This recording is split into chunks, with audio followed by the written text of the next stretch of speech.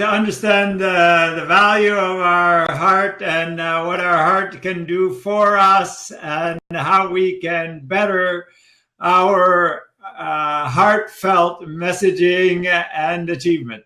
Yes, yes. There's even an institute out there for that. So it has some value somewhere. So there we go. So great feeling. And you know, fun, sometimes a lot of people think fun is going out and having a party and having a drink and enjoying drinking all the time, or at the end of the day, or smoking, or whatever the case may be, or shopping, or addictive and movie, eating chocolates and pizza. Oh, but I love chocolate. I love chocolate too, and chocolate loves me. So, but when we take on those at a time. Yeah, there you go. So when you take on those instant pleasures and those gratifications in the beginning, it really is short-lived. It's not really something that juices us and is fulfilling, because we're looking for the next fix. Yeah, that's exactly right. Because all of this stuff that comes from the outside in is called hedonic happiness. Hedonic. That's a new word. Hedonic. Hedonic comes from the word hedonism. Hedonism. Which means from the outside the body inward. Pleasure-based. Pleasure-based from the outside of the body inward. Yes. Very, very, very good distinction. And there's a couple of problems with that. It's not that it's bad. It's that depending on it brings problems. So first of all, when we overdo it, it leads to addiction. Second of all, when we overdo it, there's a thing going on called hedonic adaptation. And what that means is that the original joy diminishes over time, and it takes more and more to get the same buzz from it. So when you drink, instead of drinking a gallon of wine a night, you drink 2 gallons of wine a night. Yes, exactly. And eventually you drink 3 and 4, even though there's no enjoyment left. That makes sense. So what is the diversion of where do you get long-term satisfaction out of life then, if we can't have these quick fixes each and every day?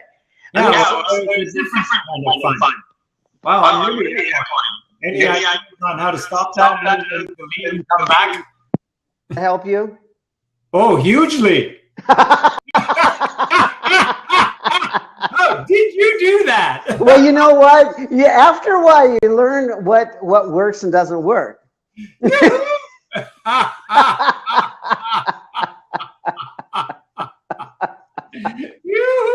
Okay, we got it. Happy. There you go. Good. Yeah, so the way you get, like, if you take those stereotypical kinds of fun, where you go out and drink, overdrink, overeat, overshop, oversex, over whatever, then you have that hangover of whatever time, whether it be, in the head or in the body, or extra weight or less fitness, or financially from shopping or whatever. There is some kind of hangover from it. Mm-hmm. Then you know that this is not true happiness. So going into those addictive behaviors and recognizing those addictive behaviors from a real core place within yourselves. Alcoholics Anonymous, for example, I mean, it isn't groups. There's nothing wrong with the groups, but but doesn't that bring on more addictive behaviors in other areas of your life? So that depends on the individual. It can, but it doesn't necessarily have to. It depends whether you release the inner need or you just transfer the inner need to another addictive habit. Like a lot of people that give up smoking, take up overeating because they haven't released the need for that outside exterior satisfaction. And so when they give up one way of having it, they just choose another vice. That makes sense. So this is a problem of not understanding the impact of language on what we do, and not understanding the idea that growing into more and more of a better person is about loving ourselves. So addictive behaviors have to do with not loving the self. Someone says my mic isn't quite working well. Can you hear me fine now? I have heard you well all the time. Well, you are just nothing. Thank you. Nice to meet you.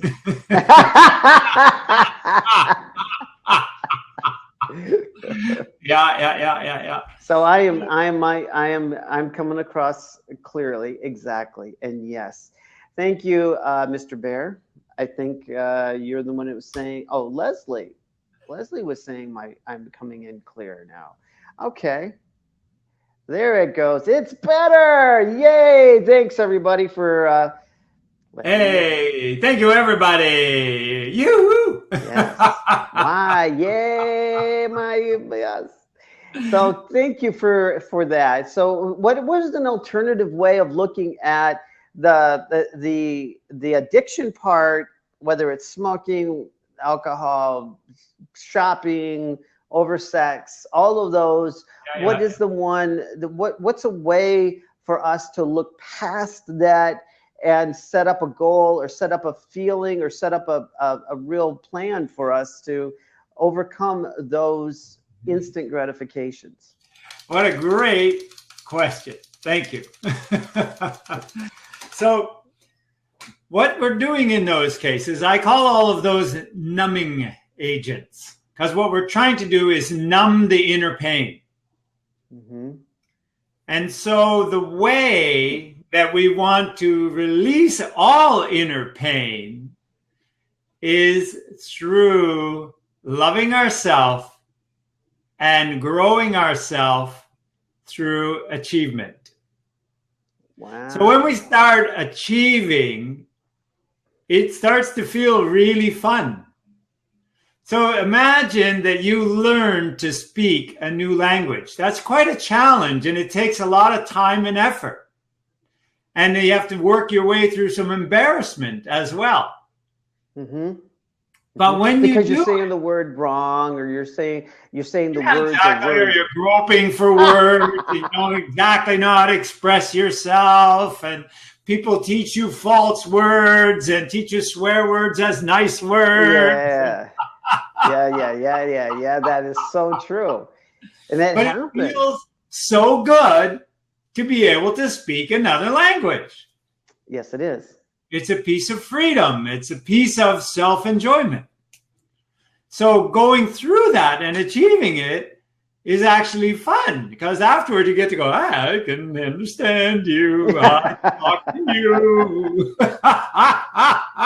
can speak your own language. Yeah. But, another example is in sport. When we get out of shape, we get soft, we get weak, we get overweight, we get in pain. And I've been there. I know exactly what I'm talking about. Mm-hmm. We've all been there at some point, I think. Mm-hmm. Then it starts to hurt. At first, it hurts emotionally because we don't have the capability. And then it starts to hurt physically because we're out of shape. That's for sure, Lisa. Yeah.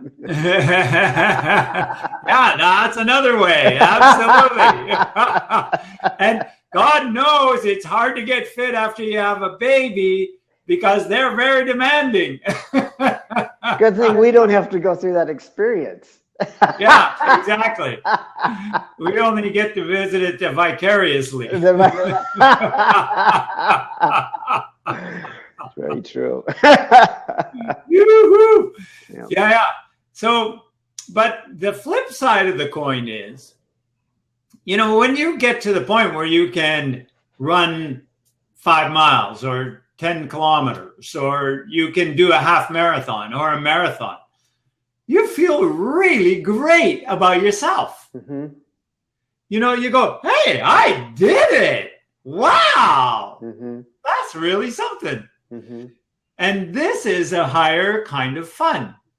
Now, when we do something like that, and then we reward ourselves by going out for a grandiose meal, by drinking wine and eating chocolate, Mm-hmm. by going to a great movie, it's awesome. Because that feeling that you already achieved something, you will tie it into a drink, you'll tie it into a good movie, you'll tie it into a good meal. Exactly. And you will know that doing that occasionally has no impact on your health or wellness. Doing it occasionally, you can really savor it. Mm-hmm. Mm-hmm. But when you try to do it daily, it gives little satisfaction and creates a negative side effect. Mm-hmm. Mm-hmm. So the idea is looking out a little bit further. So when I'm going to eat something, if I think about, why do you say about, we have a question here. I don't mean this. Well, that's just dumb. Going to a movie is not an addiction, but people that try to fill all of their time by any screen, you know, whether it's the computer, whether it's, you know, Netflix or TV or movies or whatever, when it's used as an avoidance criteria. Fill an avoidance criteria. That's what I'm talking about. So the avoidance part of it is a continuous over and over repetition of what that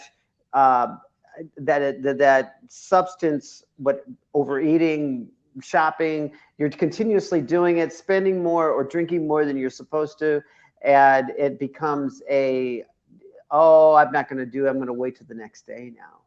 Yeah, exactly. So it's avoiding engagement. Now, happy life is the engaged life, where we are producing, where we are developing, where we are creating, where we are growing and becoming something more, something better. This is the happy life. And it works in both directions. That is Get an happy, interesting you do that because more. What's that? It works in both directions. If you get happy, you do that more. And if you do that more, you get happier. But there's a lot of times when we start out in a new project, maybe getting in shape, and we want to lose the belly, and it's a lot of work in the beginning, and no one wants to go through that pain of exercise. Yeah. But it doesn't have to be pain. That's the problem. People don't understand. Give up on that idea, no pain, no gain. You can get all kinds of gain with no pain. The trick is incrementalism. Start off small. Just do a little more. Give yourself success. So give ourselves success. Urge. Yeah, resist the urge to go to failure in the beginning. Oh, because we immediately go to failure. Oh, we can't do this. I'm not good enough. And we go to, we overexert ourselves in the beginning when we're really out of shape. And end up really sore and stiff for 3 days afterward. And we wonder why and go, oh, that didn't work. I ain't doing that again. That hurt too much. But that's ridiculous. Get a set of stairs and walk the stairs 3 times. There you go. And then do that for a week. And then pick something that's a little bit more after that. Like, walk for once around the block. You start out a little Build slower. It up over time. Time. You build and then it up. If you want to shorten your time to that happiness, you will find moments inside that if it is exercise, that you enjoy, and you could expand that just a little bit. Yes, yes, yes. So this is the whole point. Am I going to focus on just now, or am I going to also look ahead to what I want? Mm-hmm. So give up looking at the past. Mm-hmm. Start to focus on, where am I? I accept me wherever I am. And I want to go to these great feelings over here. So I can't change the past. I can only change my thinking about it. The past doesn't exist anymore. It ain't here. It ain't there. And we cannot go back and reference the past when we're in a down moment. Yes, exactly. So if we're going back and referencing the past in a down moment, we're taking that down moment and bringing it into the present and suggesting that there's something wrong with us, that we can't see the long-term future. Yeah, that because of all these hurts of the past, why is this always happening to me? Then we become limited by that thought. So once again, it's important for us to remember we are not our thoughts. Right. So we are not our thoughts. So how do we keep from our past from defining you? Lisa wants to know. That is a great question. So there are 3 options with the past. We can let it defeat us. We can let it hang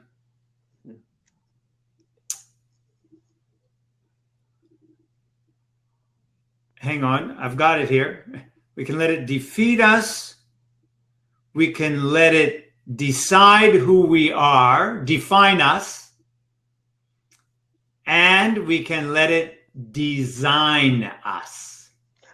And this is the effortful and the rewarding choice, is to let it design us. Okay, I will not any longer be limited by that model of the past, that untruth. I will accept me where I am, and I will give myself permission to move beyond where I was. Because all of those hurts, and I'm not denying that they were real, but it's not the only story that can be told around them. And it is also not the entire truth of who we are. We all have unlimited potential. Limitless potential is ours. Yes, design, design, design. So don't keep the past in front of you. Put the past behind. And when the past is behind, let the negativity of it go and absorb the wisdom that's in it, because hurts have wisdom in them.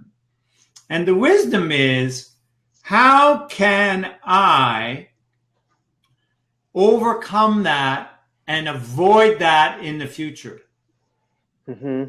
What was my role in creating that? And how can I avoid that in the future? Absolutely. So the hurts have messages in them, and those messages sometimes get confused as something good. So is there another way that our heart could actually lead the way through some of those messages? Is there a message in that could someone could recognize that our heart is really telling us a certain message, rather than it just coming from our head or our thoughts or what you're saying? So the main issue is the way of approaching problems. Are we fighting or are we loving in harmony? When we are fighting, we are always losing. Wow. Whether we're fighting with ourselves, fighting with our neighbor, fighting with anybody else, we are losing. Why are we losing? Because fighting is really wasteful. Fighting takes energy and throws it away. At the same time, two people fighting with each other are operating with a total of a half a brain. Wow. If two people are cooperating together, they are operating with 2 squared brains, brain power. So they actually are 4 brains. So it's costing hugely in that way. So so you're talking harmony, and when because you have that energy coming. There's a certain energy that comes up when you're arguing, like you're trying to win over someone. Yes, you're trying to win over, and so you're creating stress there, and that's creating cortisol in the system, and that cortisol in the system is slowly working against the system. So it's creating disease and dysfunction. So the disease and dysfunction can be in the language that we are speaking to ourselves and to the other person. Yes, exactly. So being able to distinct that language that is hurting one another, it's more important to pour on the love and the appreciation and let go of that past. Yeah, when somebody comes to criticize me, I simply say, thank you. I accept it. Okay. And then I can say, if I don't understand it, I can say, tell me more. Yeah. Or if I understand what they're talking about, I can say something like, I'll seriously consider changing that. And I have full responsibility for it. Absolutely. No fighting. Hello, Lenka. Welcome back. Hello, everyone. Hey. Nice for you to be here today. So nice to be here. So happiness and fun, what does that mean to you? Happiness and fun. If I am happy, I always have fun. It's never ending fun. Yes. Okay. Good. Very good. Awesome. Yeah. Like, for instance, right now, I'm having huge fun. Yeah. I'm having fun because I'm helping people. I love that. I love also. Very good. Yeah. So, is your fun destructive or constructive? That's the question. Constructive. And I love it when the fun is constructive. Yep.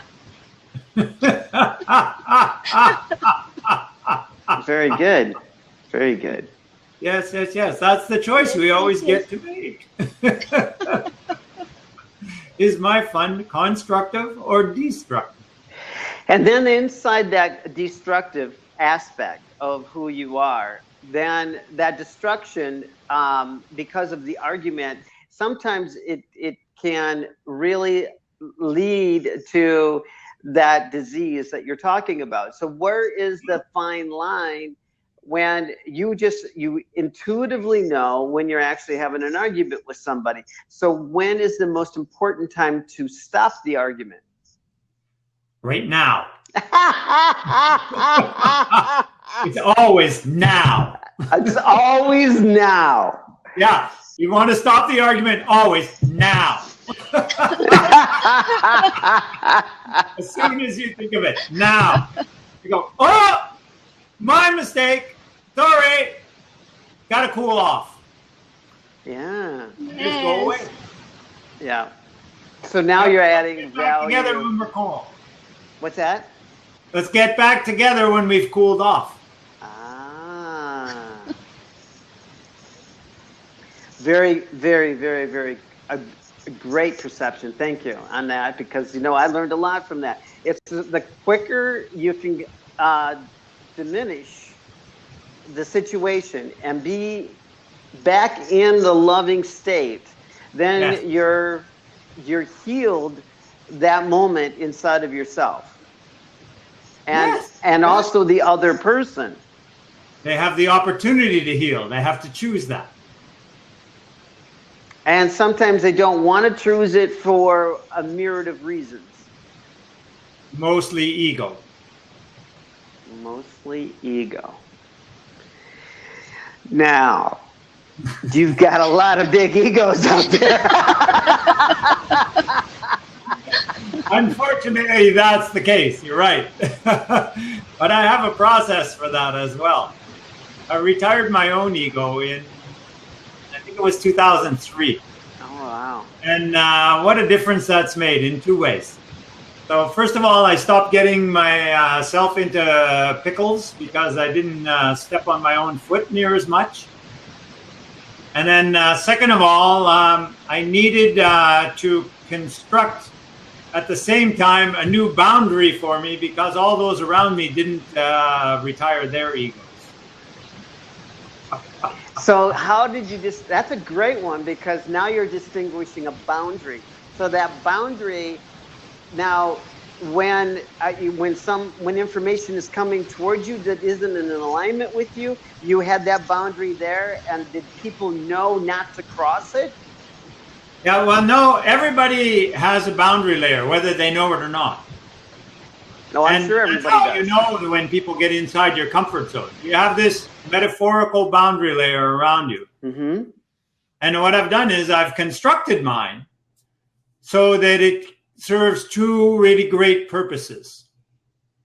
It protects and it connects. And it's really quite a complex thing, because sometimes you protect in one direction and connect in another direction. Mm-hmm. Mm-hmm. But sometimes with the same person, you have to both protect and connect. So it's very complex, but your subconscious mind runs this, and it's amazingly capable. So it's not a problem. You can get it to do that easily and quickly. Okay, you were breaking up there. So you said your subconscious mind could help you set these boundaries. Yeah, that's it. Your subconscious mind runs your boundary layer. So, and it's a feeling that bubbles up when a boundary is crossed. So yeah, that's right. There is a feeling, but you can reconstruct your boundary. Like it's kind of happened by happenstance. Oh, sure it does. Yeah, most people have no clue that they even have one, let alone what it looks like and how it operates. I totally know that one. I hate to say that one, but that's so true. Yeah, but when you're aware, you can construct it the way you want it so that it works well for you. Yeah. So when you retire your ego, it's a really handy thing to do. So the ego has you're saying has no function, and I've always had the interpretation ego used in the right way has a function. So back in 2003, when I retired my ego, I had a conversation with it. And I said, what is the purpose of egos? And he said, you need an ego when you're young. Otherwise, you'd give up. Because think about it, everybody is bigger than you, they're more resourced than you, they're more connected than you. So if you didn't have an ego when you were young, then you would just give up. So you need that. And I said, what's the problem of the ego? And he said, egos love to retire young.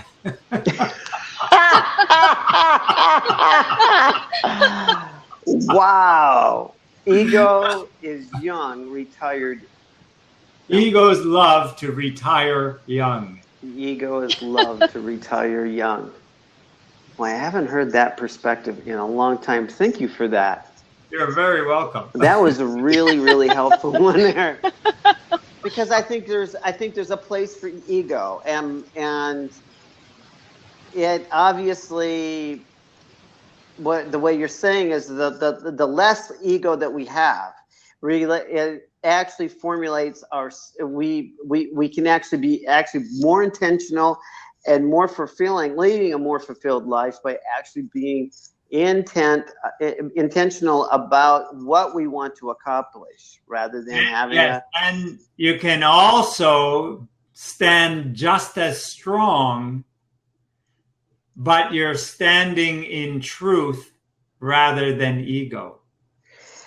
That so is really interested in what is really true. And so when people are coming at you, you're always thinking, I wonder where's the truth in that. I wonder if that's really true. I wonder what that would look like if everybody did that all the time. So, yeah. So if you're looking at a person and that person is consistently or not consistently or just come up to you newly and said, oh, this, and this, you need to be doing this, and how is this, and you're not doing this the right way, you're not doing it this way and that way, that is a lot of times playing out their ego the way they think it should be. Yeah, that's exactly right. So they, it's not our job to please everybody else. If they don't like us, they're seeing something in their own shadow they don't like. The way they come at us is a reflection of them, not me.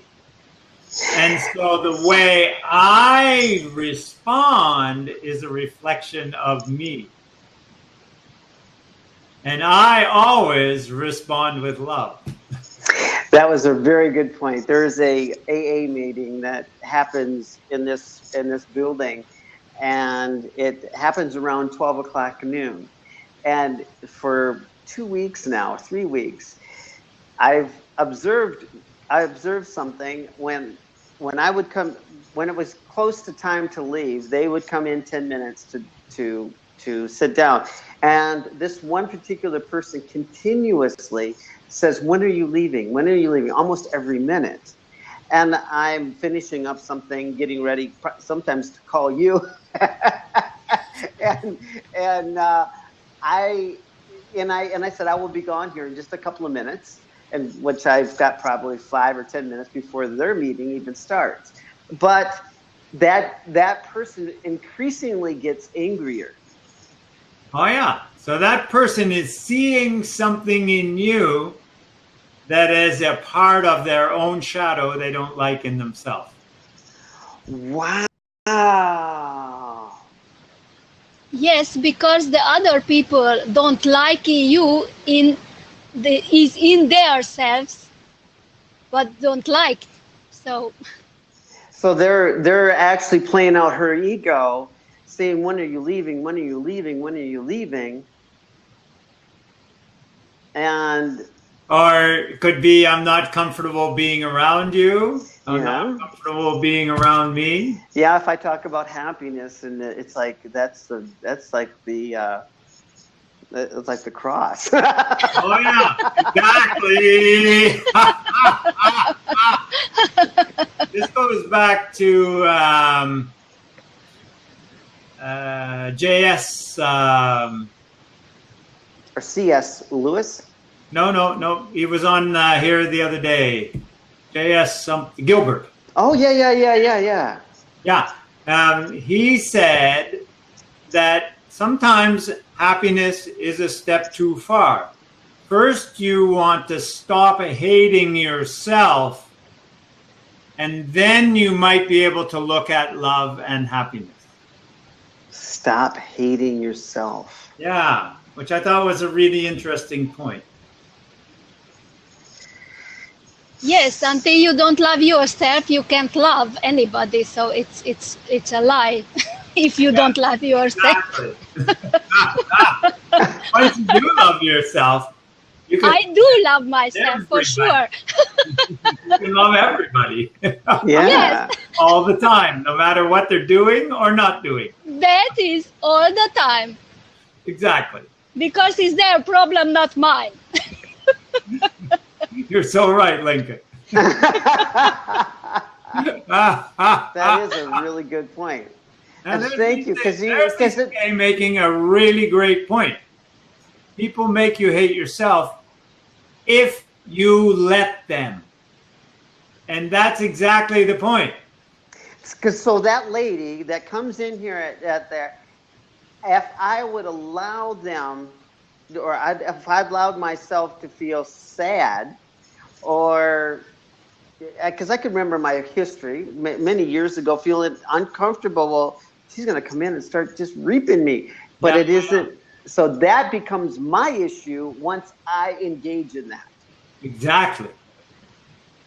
But if you just look at her and smile, yes, and say, "I'll be done soon." Yep. Did that today. Did that the other day, and I'm starting. And it was a really good point to bring in what is really true happiness, and where does the ego come in and play. So that's a real live experience of me not reacting or saying. I did say I'm going to leave here before their meeting, which would have been 12 o'clock, but I didn't go into. I didn't go defensive. When you actually are defensive, then your ego is playing back that story. Yeah, so that's when the conflict starts. That's when the conflict starts. Because you get defensive, so the problem's her. She's defensive, so the problem's you. So then there's this. Very good. This is the problem of competition or conflict. Right. So there's that's no when learning, and one person has to win and the other one has to lose. Mm-hmm. Mm-hmm. So in the end, we both lose. Exactly. I got it. This is why happiness is harmony. Yes. With everything. Yeah. So there's a question from Lisa.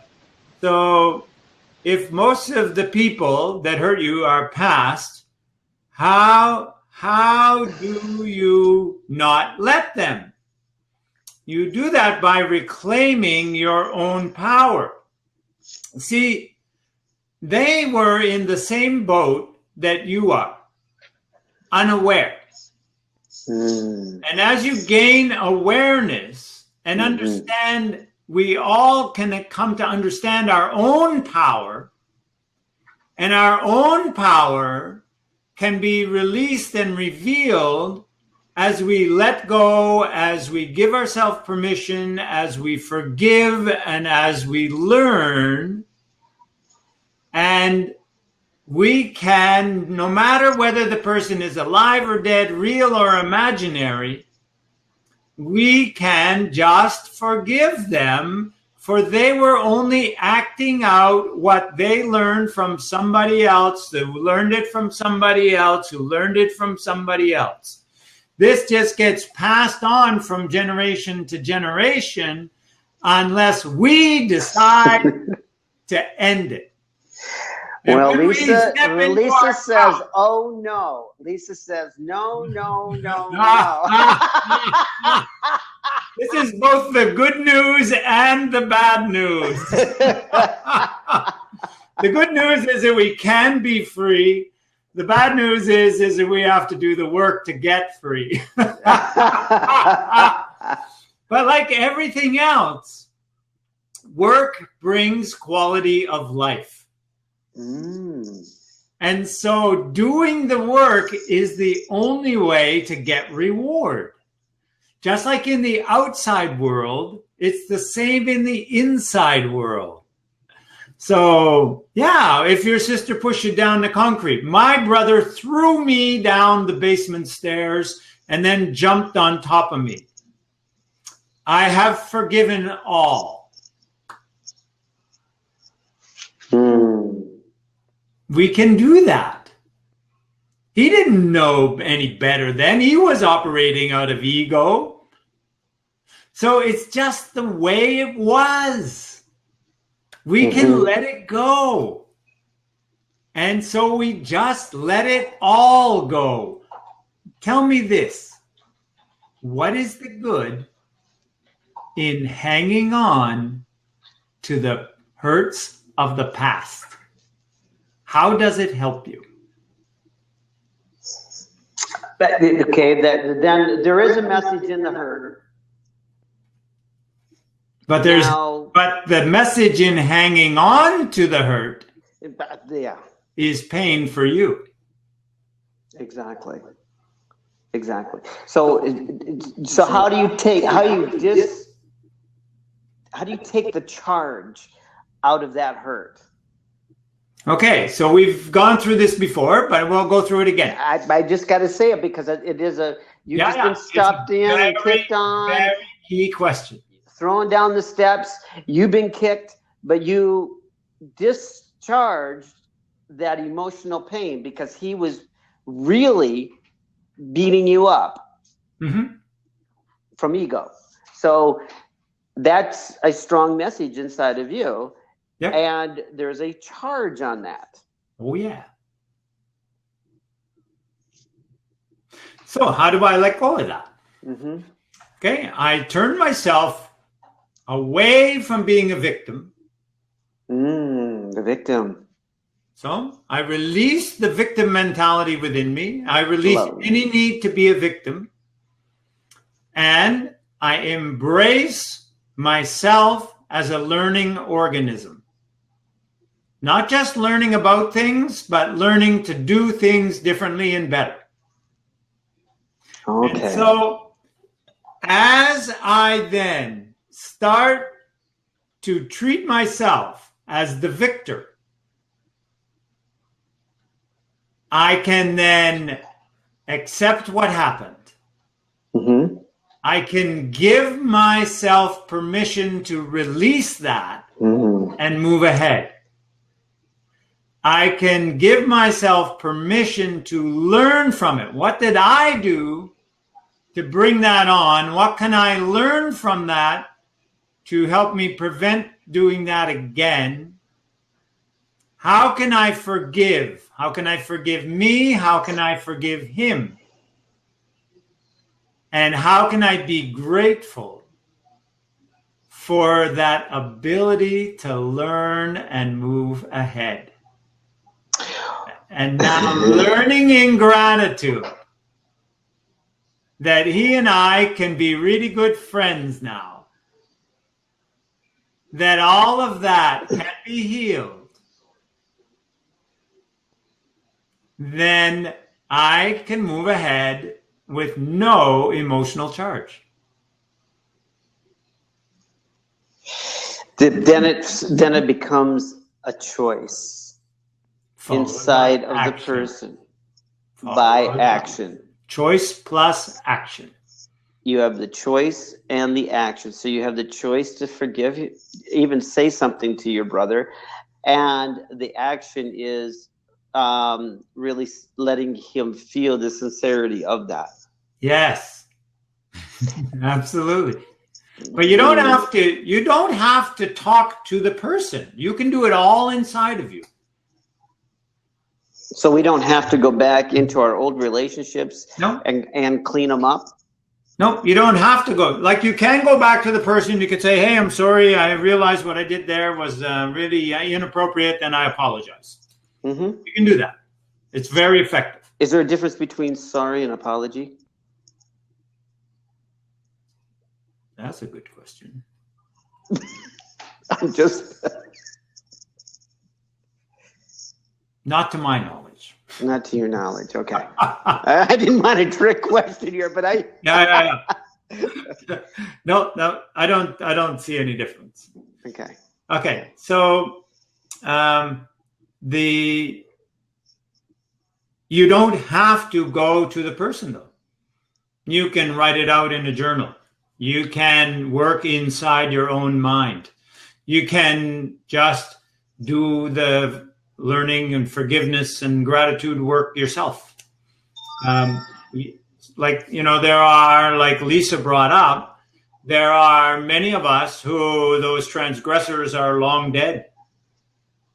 But that doesn't matter if they're still alive in your mind. No, because you can still bring up the incident and that you're replaying that incident over and over again. Yeah, it's been a long time since they've been hurting you, but you're still hurting. why are you still hurting? You're still hurting because you're holding that in your mind. So where in that becomes the fun? Aha! Where is the fun? Okay, so the fun comes when we've healed enough of those hurts that we're starting to glimpse our inner awesomeness. Oh. That we're starting to believe in ourselves. And then as we're starting to believe in ourselves, we're starting to take more action. And as we're taking more action, then we are becoming more. And we are achieving. And that is fun. It's really fun to go to the gym and do a personal best every day. It's really fun to be helping more and more people all of the time. It's really fun to be getting great. So then those become your little achievements by taking those small steps, whether it is the exercise when you go to the gym and you're finding some kind of satisfaction within a few minutes that your heart's beating, you got in a burst of energy that really sets you apart from the rest of your day. Yes, yes, yes. Mm. In the end, when we die, in my opinion, the only thing we can take with us is our feelings. So I want to feel really great about me. Mm-hmm. Mm-hmm. So you do that by achieving. So when you're feeling really great on a moment-by-moment basis during the day, and not every day you're going to, but some of the days you do because you went to the gym, you accomplished so many tasks on your tasks. You don't call them tasks, you call them rewards in some fashion. Yeah, I don't call my daily action list a daily action list. I don't call it a to-do list. I don't even call it a to get done list. I call it my new achievement list. So the achievement list, and so every time I get to give myself a point on one of those, I feel really good. Aha, I did it.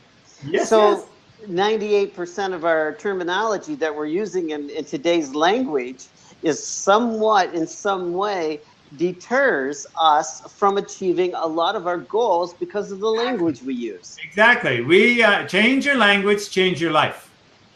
We have constructed or been given ineffective language.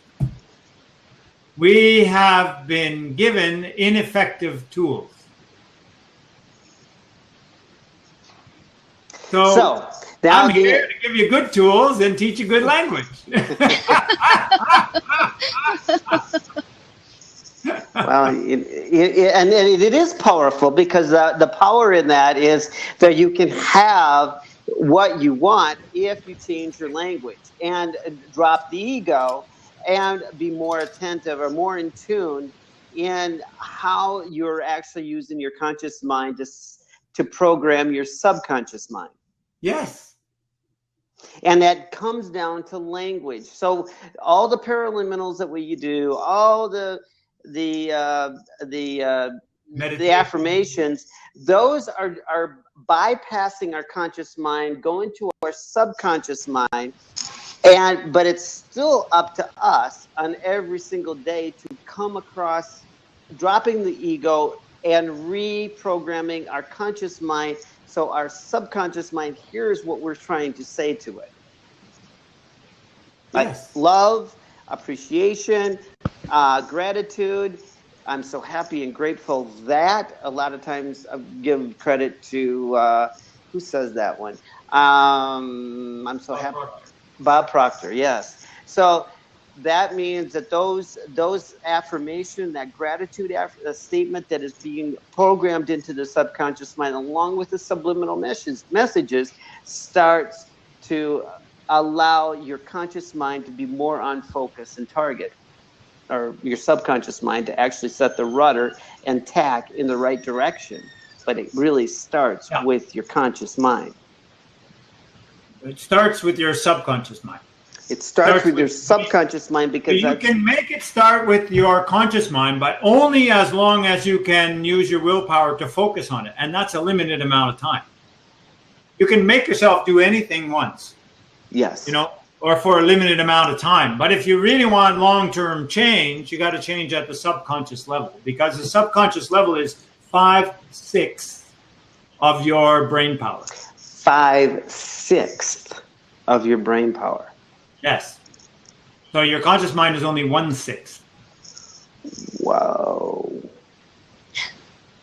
Okay. Woo! So your subconscious mind is your big buddy. You got to get on side with it. I call that harmony. Get on side with it. or better still, get it on side with you. Get it on side with you. That's the power in that.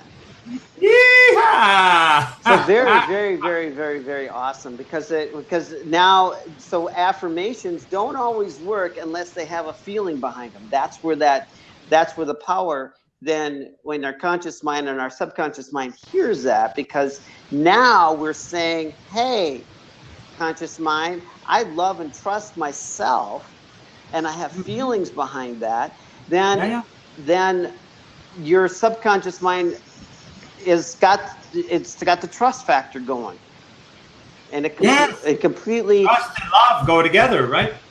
Trust and love do go together. So it's our programming. Trust yourself, love yourself, be happy with yourself. Yeah.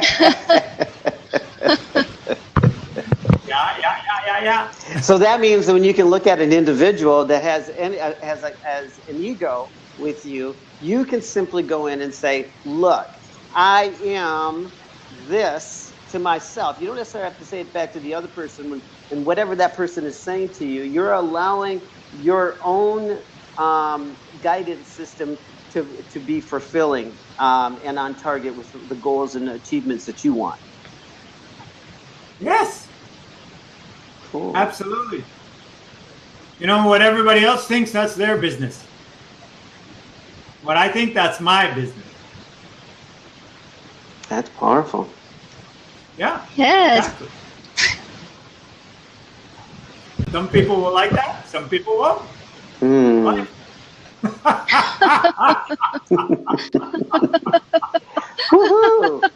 why would I spend any time and effort and emotion on, first of all, trying to figure out what anybody else is thinking about me? Because I don't know what they're thinking. I could waste all day doing that, and I still wouldn't have a right answer. So why do I spend any time on that? Boy, that really knocks religion in the booty, doesn't it?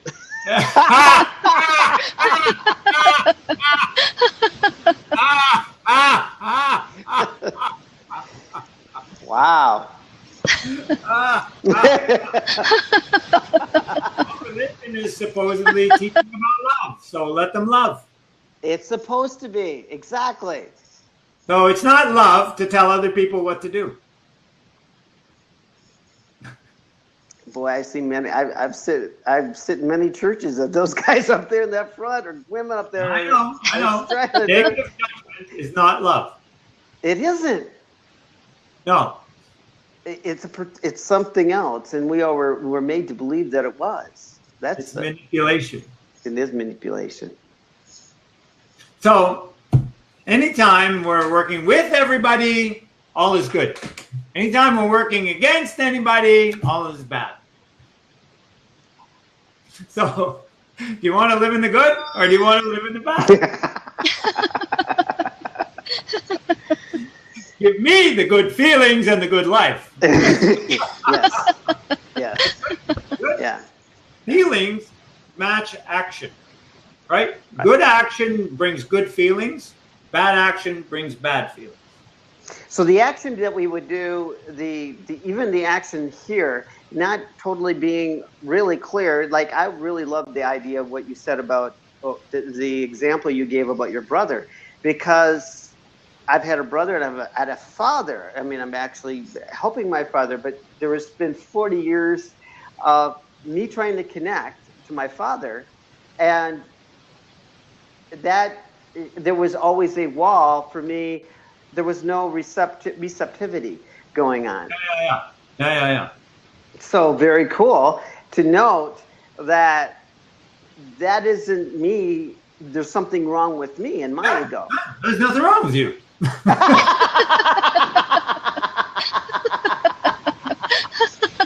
wrong with him either. There isn't anything wrong with him either. That's right. Sometimes he's just being himself. That's all. He's just following the model that he grew up with, I'll bet. He is totally following the model he grew up with. Yeah, and he doesn't know how to change that even if he wants to. That is so true. But I know how. But I know how today, based on knowing you and based on knowing why it's so important not to take on that ego part of me and combat something that isn't really worth combating anymore. Something that happened 40 years ago. Yeah, what's up with that? Like, you lived with it for 40 years. How's it working? Do you want to keep it for another 40? I'm guessing not. I'm guessing not as well. So you love them, whatever comes out of their mouth, no matter how it is. Yeah. And appreciate them and allow yourself to just not let the listening happen. Yay. Thank you. Yeah. Okay, so here's a good comment from Lauder Me. Love can be telling people what to do, as you said. If a child is about to pull boiling water from the stove and a mother sees the danger but doesn't warn him, is that love? No, love is trying to keep the child from danger. That's a tough one. Very interesting comment. Very. So, love is caring. And so caring has to do with many things and many situations. But in all situations, when we work ahead, it works better. So if we teach a child that hot things and sharp things hurt, then we can expect them to make better decisions about those. And if we see something going on, we can just say, that's hot, or that's sharp, and they'll get it. So in this way, when we take the proactive, positive approach, then this all works out. Mm-hmm. But when we're reactive, and we have to tell them everything not to do, because there's 10,000 things not to do for every one thing to do. So then you got to correct them there. Don't pull that on you. Don't pull that on you. Don't push that over. Don't go over there. Don't leave that there. You're busy, and you can't figure out, why does he never figure it out on his own? Yeah. You never gave him any tools or any chance. That's There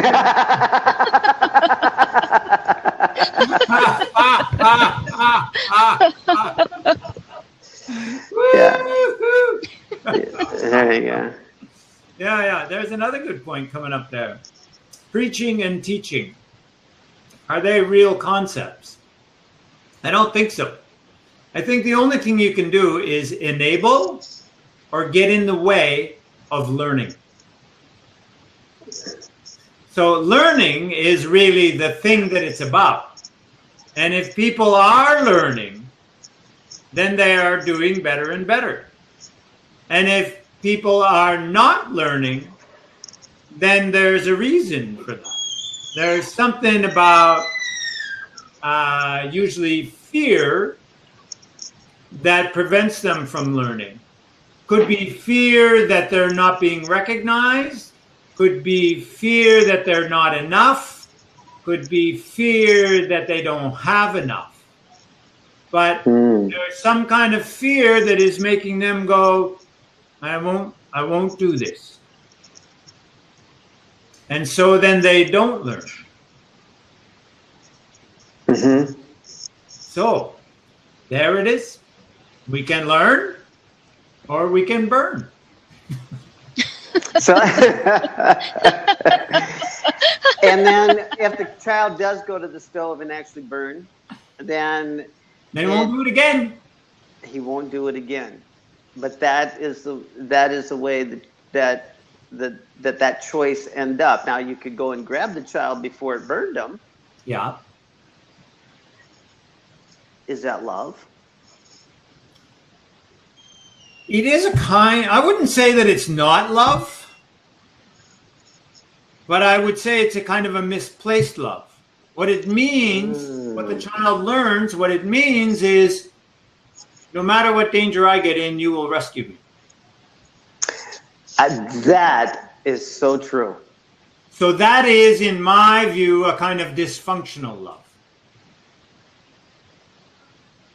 Rescuing people is a dysfunction. Helping people is functional, but helping is often misunderstood. It's only help when it's help in the mind of the intended receiver.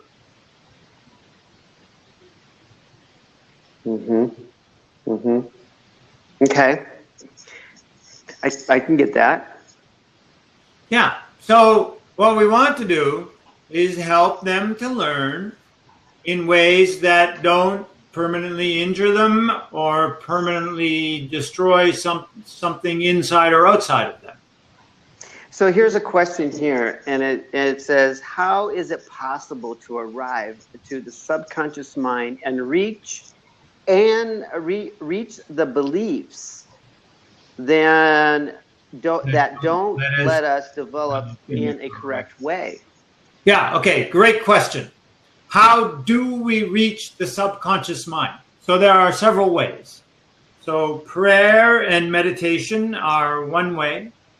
Sometimes it's just a decision. What it depends upon is whether there's a simple belief that just requires acceptance and exposure to go, oh, God, that's not true. I won't do that anymore.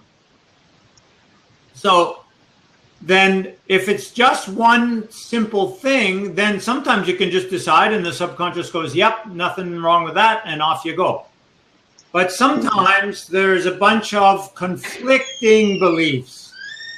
You know, so like if you want to decide that you're wealthy and you're afraid of bills coming in to pay, your subconscious mind is not going to believe that you're wealthy because you have this fear of paying bills. So in that case, you have to do some extra work. And so you can do that through trance, through neuro-linguistic programming, through affirmation, through operating, like they suggest in Think and Go Rich, at the alpha level, which you can also use the Silva method for, right when you're going to sleep and right when you're waking up.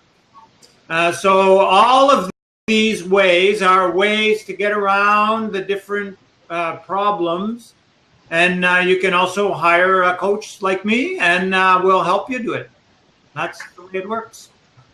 So what you know is any piece of change you want will take as long as it takes and as much work as it takes. So you start off with the quick and easy ways, and if they don't work, then you just keep going into the more complex and more effective ways. So finding that solution sometimes could take longer than a day. It could, yes, but if you have a skilled person helping you, usually by some astute questioning, they can tell what level it's at and what level of intervention is required. That is so true. Yes, that's why we get paid money.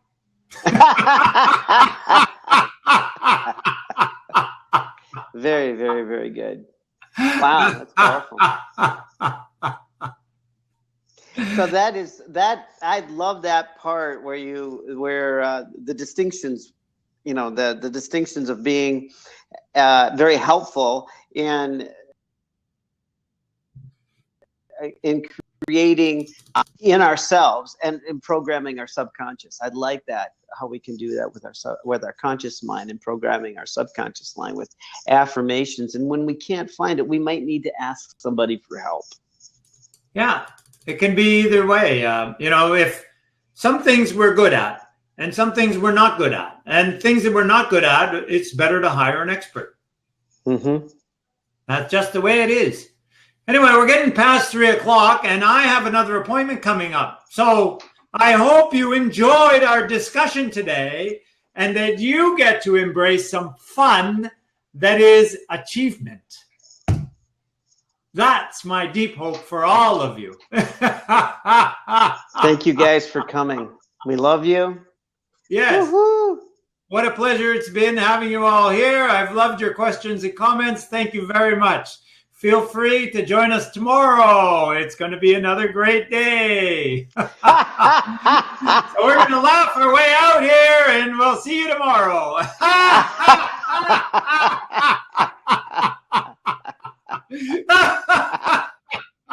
I'm Stephen Whiteley. Take care, stay well, have fun.